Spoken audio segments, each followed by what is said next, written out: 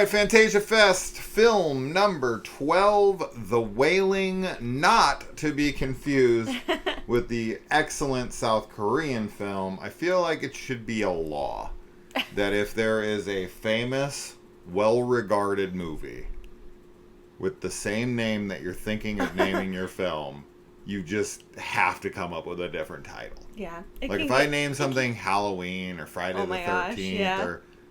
I know it's not that big, but it's still, it's a really famous, well-regarded film. It gets confusing to talk about it, because when we saw this on the lineup, I was like, The Wailing? Yeah. Like, that's an old film, and then obviously, no, this is a new film. Yeah.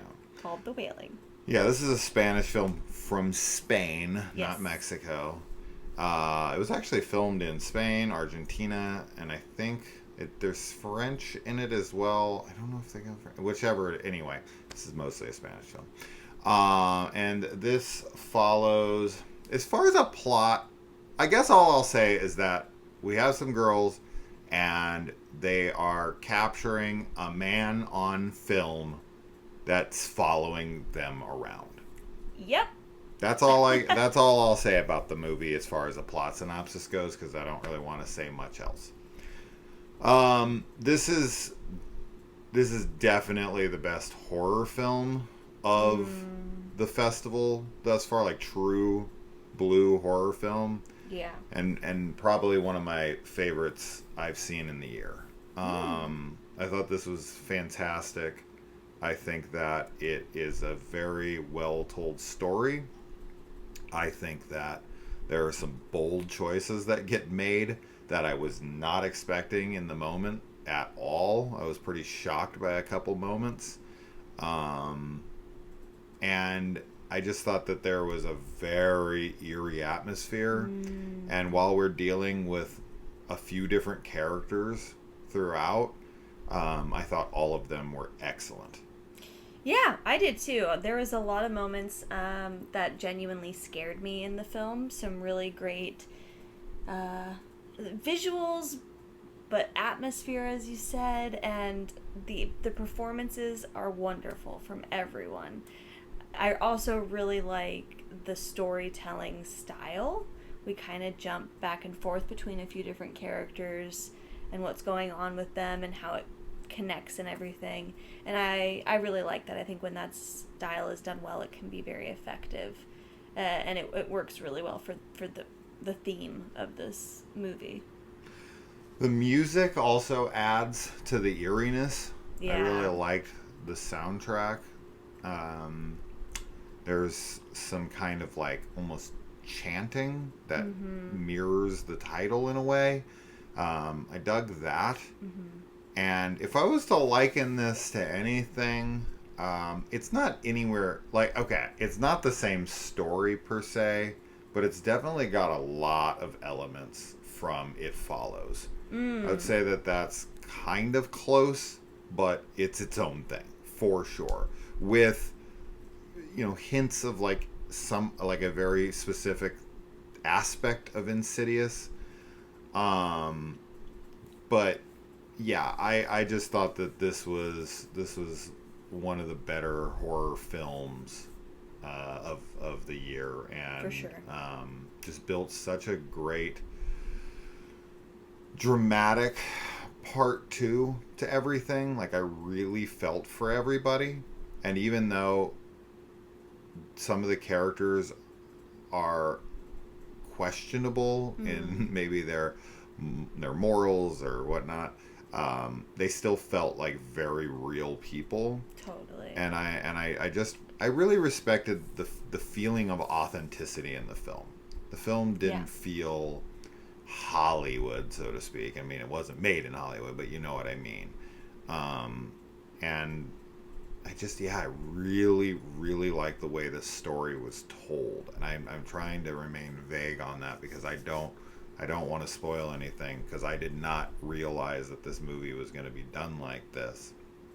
And there was one scene in here that, even though I knew it was coming, it just came out of nowhere for me, even regardless. And I was genuinely like jaw on the floor in the moment.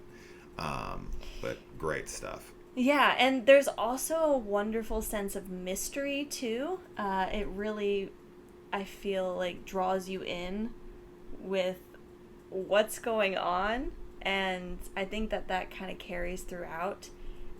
And like why it's going on, I guess I should say. Like there's that question that's happening.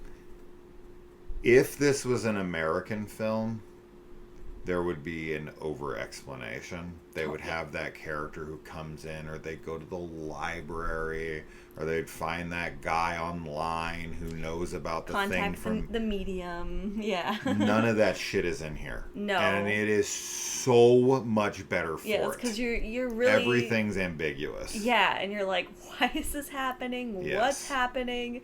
It makes it so much scarier. That, yeah.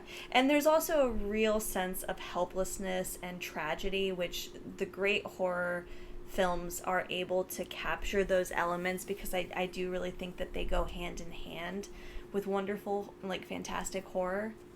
Yeah. Is the sense of tragedy, and so that's definitely heavy in this film. Yeah. I don't know where it would be, but it definitely could find its way into my top 10. I just thought that everything here was so well done. I haven't even been thinking of a top 10 this year because I'm kind of just waiting until the end of the year. Sure, I mean, we're only halfway through the year. I do think this is a fantastic, amazing film. And as you said, like, without a doubt, the best horror film of Fantasia Fest so far. Absolutely. So, yeah.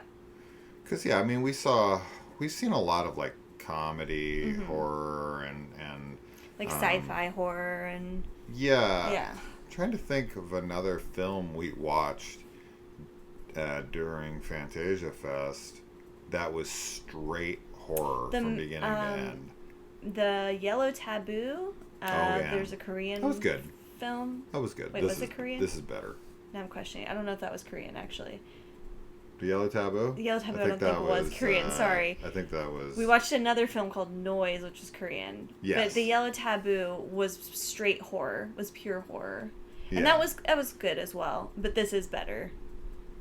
This film is better as far as horror and everything goes. Yeah, but I did enjoy that. Yeah. But anyway, yeah. Definitely look forward to this one. For sure. If you're a fan of, like... Yeah, I mean, it is Spanish. It felt French. There is some French spoken in it, I think, at one point. But it is, primarily in Spanish. I just think the film does... It's hard to talk about without spoilers, and I don't want to give things away, but the film does such a good job reestablishing itself. That's all I'll say. Yeah. And I was very impressed with that. So... Anyway. Yeah, I wasn't expecting that, because I almost looked past this one off the title, because I would assume that it was just this, because they have quite a few older films. Like they're playing probably, like, I came across at least 5 to 10 movies that are from the 70s or whatever, and I was just like, oh, they're playing The Wailing. That's cool. That's a beloved film. Right. Yeah. So, nope. Definitely not that at all. Not even remotely close. Yeah. That's it. Anyway. All right, guys. We'll see you in the comments. See you there. Adios.